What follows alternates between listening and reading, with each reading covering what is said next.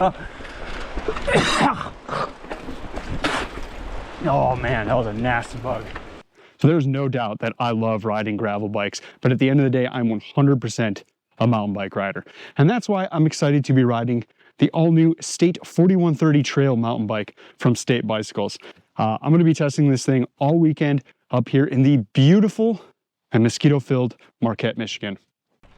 The State 4130 Trail is the newest bike from State Bicycles. I think most people familiar with the brand know them as a gravel bike company at this point, but they really are kind of just covering all the bases nowadays, especially with the release of this bike. The 4130 Trail is a brawler of a budget mountain bike. The spec is a really interesting blend of parts that balances functionality and durability. Now, it does carry some weight being a steel frame. I'm currently running the tubes and this bike weighs 34.5 pounds. And it does come in two colors, West Sunset, which is kind of a darker purple, and Patina Gold, which I'm riding here, but I've been calling it the Mustard Menace. One thing that kind of surprised me right off the bat was that State wasn't screwing around with conservative geometry. This is very much an aggressive hardtail, and I love that. State really does seem to be taking a lot more risks lately with designs, and I'm here for it. The only thing that I kind of wish they did differently was give this bike a proper name instead of the 4130 Trail. I'm sure that they have their reasons, but for me it would be a lot more fun and a lot more marketable to give it a cool model name.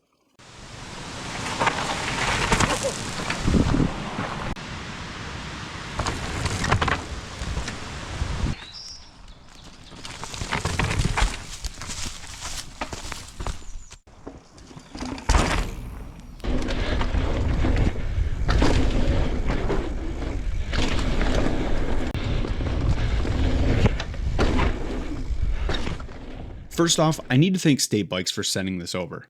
I've been doing a lot of gravel content on their bikes over the years, and I've been dying to get my hands on this bad boy for a few months now. I'm really stoked to finally have one and to get it out on some of my absolute favorite trails. For a majority of this video, I'll be testing the 4130 Trail up here in Marquette, Michigan, where I can basically put it through any kind of torture that I want. I'm really interested to see how hard I can push the bike and myself, especially after spending the last 10 years of mountain biking on full suspensions. But I also want to see how it fares at XC riding. Like I said, it is a more aggressive bike, but my gut tells me that this thing can still rip on some cross-country riding.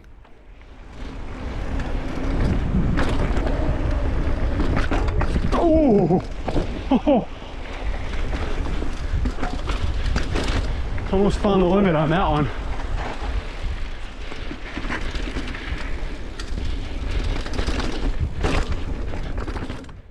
The 4130 Trail frame is made of double-butted 4130 chromoly, hence its name. It's UDH compatible, has internal cable routing, and plenty of mounting points for this type of bike. Brakes are Tektro 2-piston hydraulics with 180mm rotors front and rear. The shifting is handled by the microshift XLE 1x11 group set with a 32-tooth narrow-wide chainring up front, and State's own house brand crank, which actually looks really good. The cassette is an 11-46, which in my opinion should be fine for most riders in most situations. Up front, we get the RockShox Silo Silver 130mm fork handling the suspension, which I think is a really smart choice for a build like this.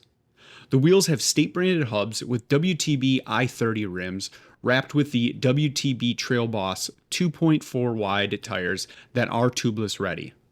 I also got the P&W range dropper post upgrade, which you can select when ordering. If you're unfamiliar, State Bikes usually offers lots of different upgrades when you order a bike from them, and the Trail is no different. You want better wheels? How about carbon wheels from Envy? For an extra $1,400 you can snag those, and even though that sounds very extreme, I'm really interested in how they feel on this bike. You can also upgrade the brakes to SRAM DB4 hydraulics, which is a 4-piston brake, or the drivetrain to the SRAM Access wireless shifting, and obviously the P&W dropper, which I mentioned, and I would highly recommend that one. What do we got? I can't see.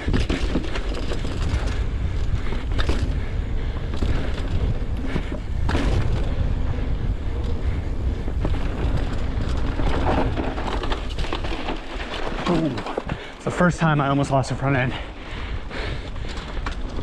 These tires do have a decent amount of grip.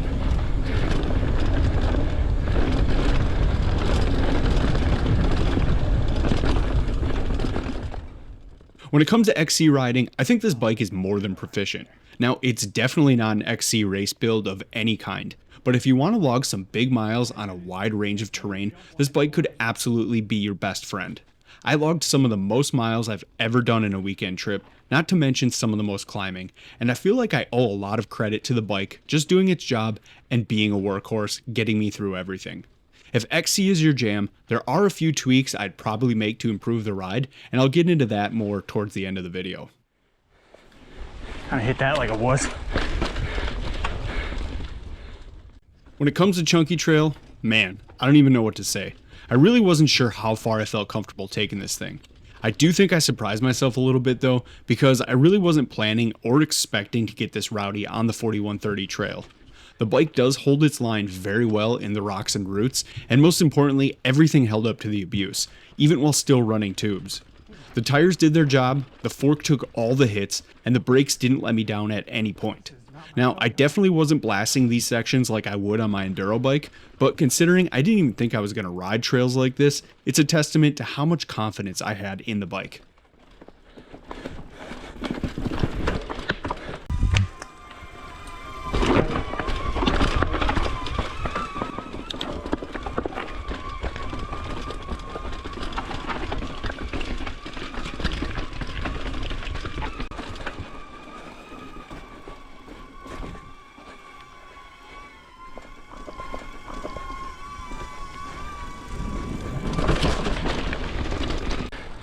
All right, let's try it. Oh, saved myself.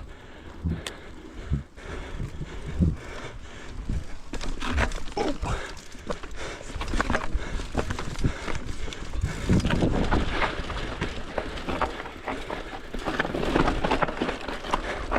Hell yeah.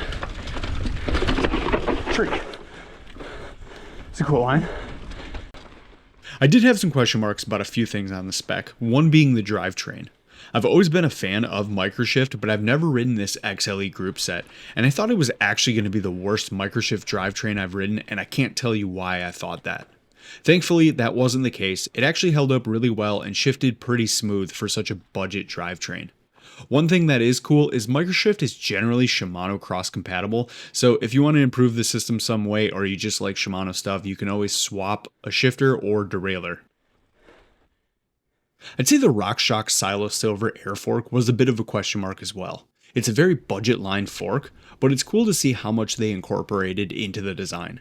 The damper feels good. It has compression and rebound adjustment, which is a nice touch. And probably most importantly for a bike like this, 35mm stanchions. So you know it's going to be a nice strong fork that you can trust, despite being on the budget side.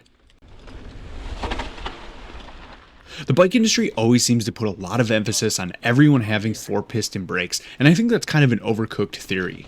These Tektro 2-piston brakes performed very well. They have a firm bite point, and I experienced zero fade, and at no point did I think I needed more.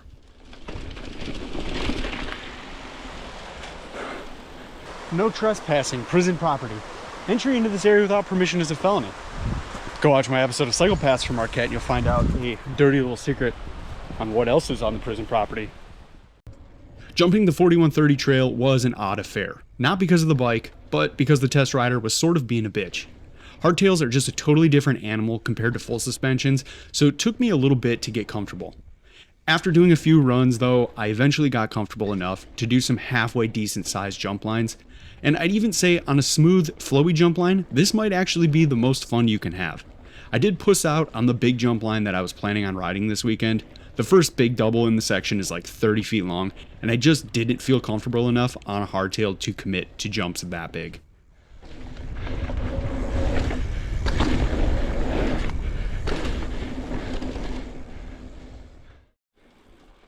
One of the most standout things to me is how good this bike is at climbing, and I don't necessarily mean efficiency or speed-wise. It's actually very composed going up really techie climbs. I was able to maintain my line and traction better than on my intense 951, which really shocked me. On just your average XC climb though, I wouldn't say it performed better or worse than any other bike, although I did have a really funny interaction on a climb where I passed 2 women and a guy. One of the women commented on my power when I was passing them, and the guy said, well, yeah, he's on a hardtail, but he said it in a very demeaning tone like I was cheating. I can only imagine how he feels about e-bikes. The only thing that maybe wasn't for me on this build was the handlebar setup. They went with a zero rise flat handlebar and slip-on grips. This setup to me felt a little bit chattery in my hands. A zero rise bar is great if you have a lot of climbing. It helps you get your weight over the front wheel and lower your center of gravity. But it's also a more rigid design, which can definitely beat your hands up when things are on the rougher side. So to minimize some of the harshness that I was feeling in my hands, I actually had this pair of Race Face Turbine R handlebars laying around. They're a 20mm rise.